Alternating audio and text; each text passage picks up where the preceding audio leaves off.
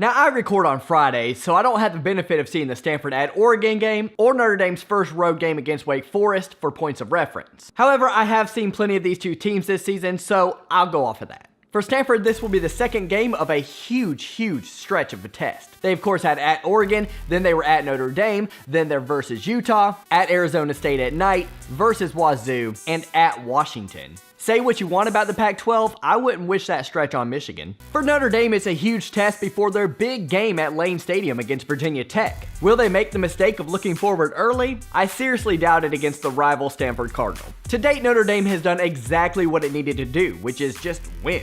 Their MO this season has been starting off very strong early and just barely squeaking by to hold on to the victory in the end. Stanford, on the other hand, has been relatively steady aside from their slow start against San Diego State in Week 1. The players of interest in this game will of course be KJ Costello for Stanford as well as Bryce Love, and for the Irish on offense it will be Brandon Wimbush and Tony Jones Jr. Make no mistake about it, this game will be an absolute slugfest. It will be one in the trenches and it will be one with mistake-free football. Now I know that sounds vague, but with these two teams that's kind of what it is. In recent seasons, this game has actually been a high-scoring affair, but, well, I'll explain later why I think it's going to be low-scoring this time around. With the mention of mistake-free football, we have to bring up Brandon Wimbush. He's not that much better from last year. He was 49.5% with his completion percentage, and now he's only 55.3%. So, an improvement, but not a great improvement. He's also gone for just 1 touchdown compared to 4 interceptions. It's safe to say taking care of the football is not Wimbush's strength this year. I still can't believe we lost to that schmuck.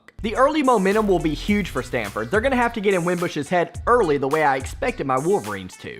He's the type of player that rides the wave, whether that wave is good or bad. Costello, on the other hand, has had a pretty decent ratio of 7-3. He also has a better completion percentage of 61.4%, and even on the road at night, I trust him a little bit more when it comes to ball security. For the running backs, it could be tough sledding, even for a preseason Heisman candidate. Stanford has given up an average of 105 yards per game on the ground, and Notre Dame has given up just 107. However, there are outliers. Notre Dame gave up 169 rushing yards to Ball State, and Stanford gave up 150 to San Diego State. Ball State worked out of the spread a lot, and the Aztecs did a lot of pre-snap motioning. You know what one of my biggest problems with college coaches is? They literally won't adjust their playbook or their game plan based off of that information. Like seriously, use that information to your advantage. Those two teams struggle with those pieces in mind. But we all know what's going to happen. They're going to line up, they're going to play tough-nosed, smash-mouth football like Notre Dame and Stanford do. No need to mimic another team's playbook that actually worked and had success. The last note I'd like to mention is that Stanford's won the last 3 in this series, and they've won 5 of the last 7.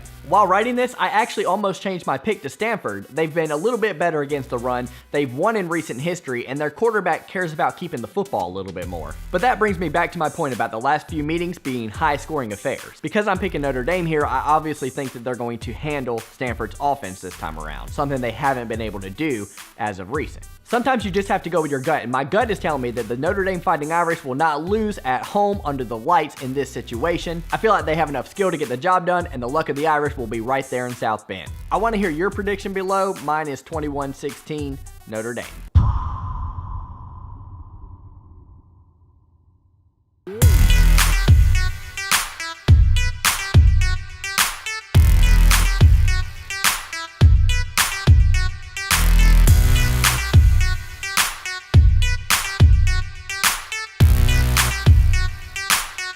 Guys, thank you so much for watching. I hope you appreciated this preview. If you could be so kind as to subscribe, I'd really appreciate it. I, of course, work hard on these videos, and it feels so great when that effort is rewarded in the likes of subscribers and people who actually care about my content. That's all I have for this one. Make sure you check out my other 2 previews and enjoy your college football weekend. Go Blue.